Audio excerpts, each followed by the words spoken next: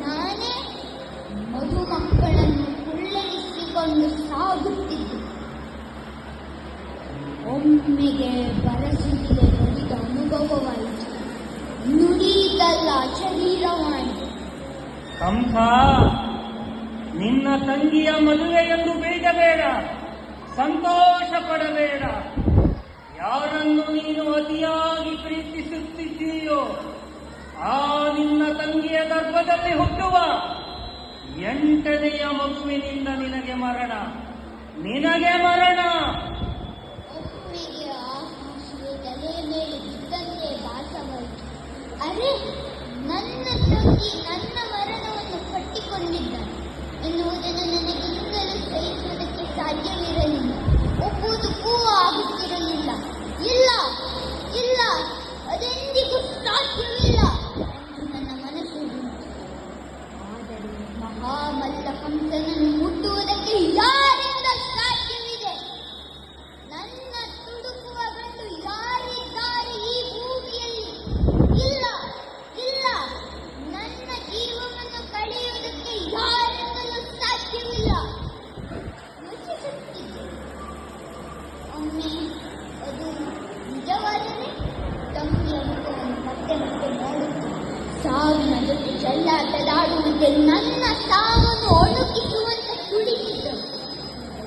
ನೋಡುತ್ತಿದ್ದರೆ ನನ್ನೊಳಗಿನ ಆಕ್ರೋಶ ಸ್ಫೋಟಗೊಂಡು ಹಿಂದೆ ನೋಡದೆ ಅವಳ ತುರುವಿಗೆ ಕೈ ಹಾಕಿ ರಥದ ಕೆಳಕ್ಕೆ ತಳ್ಳಿದೆ. ಅವಳು ನೆಲದ ಮೇಲೆ ಬಿದ್ದು ಅಳುತ್ತಿದ್ದಾಳೆ. ಆದರೆ ನಾನು ಮಾತ್ರ ಕರಗಲೇ ಇಲ್ಲ. ಹಿಡಿದ ಪೂರಸಿಯನ್ನು ದೇವತೆಯ ಕತ್ತನ್ನು ಕತ್ತರಿಸುವುದಕ್ಕೆ ಮುಂದಾದೆ. ಇನ್ನೇನು ಅವಳ ರುಂಡಮುಂಡಗಳು ಬೇರ್ಪಟ್ಟು ನೆಲಕ್ಕೆ ಬೀಳಬೇಕಿತ್ತು. ಆದರೆ ಪಾವನಾದ ವಸುದೇವ ನನ್ನನ್ನು ತಡೆದು ನನ್ನ ಕೈಯನ್ನು ಹಿಡಿದುಕೊಂಡು ಬೇಡಿಕೊಂಡ. ಹುಟ್ಟುವ ಎಲ್ಲಾ ಮಕ್ಕಳನ್ನು ನನಗೆ ತಂದೊಪ್ಪಿಸುವುದಕ್ಕೆ ಕೇಳಿಕೊಂಡ. ಮಾತಿನ ಪ್ರಕಾರವಾಗಿ ವಸುದೇವನನ್ನು ಮಕ್ಕಳನ್ನು ತಂದೊಪ್ಪಿಸಿದ.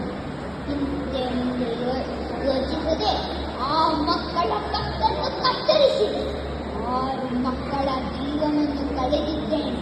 ನನ್ನ ಕತ್ತಿಗೆ ಅಂಟಿದ ನೆತ್ತರು ಇನ್ನೂ ಕುದಿಯುತ್ತಲೇ.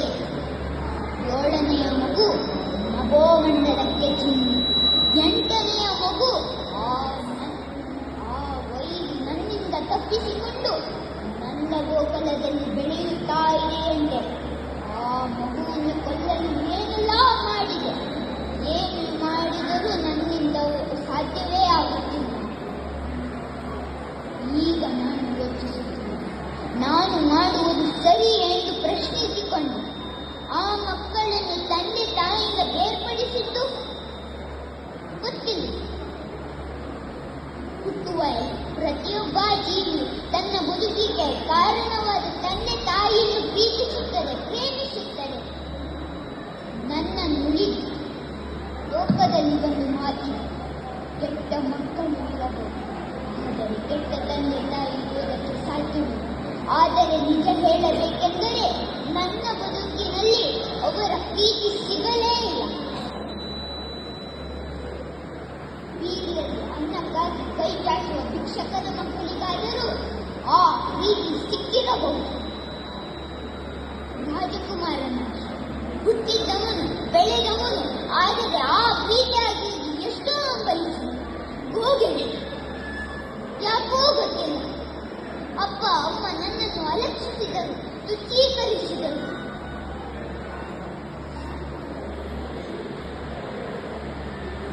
ನಾನು ಅವರ ಕೈ ಕಾಲು ಹಿಡಿದು ಅವರನ್ನು ಬೇಡಿಕೊಂಡೆ.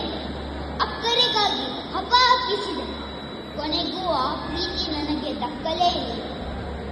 ಅವರನ್ನು ಪ್ರೀತಿಸಬೇಕಾದ ನಾನು ಅವರನ್ನು ಉರಿಬಿಲ್ಲದಂತೆ ದ್ವೇಷಿಸಲು ಪ್ರಾರಂಭಿಸಿಬಿಟ್ಟೆ. ಸದ್ದಿಲ್ಲದೆ ನನ್ನೊಳಗೆ ರಾಕ್ಷಸತ್ವವು ಬೆಳೆದು ಬಿಟ್ಟಿತ್ತು. ಎಲ್ಲವೂ ಇದ್ದು ಅನಾಥ ಆಗುವ ಕಷ್ಟ ಯಾರಿಗೂ ಬೇಡ.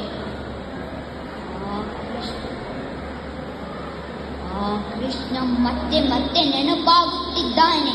ಬಿಡುವುದಿಲ್ಲ, ಕೊಲ್ಲಬೇಕು.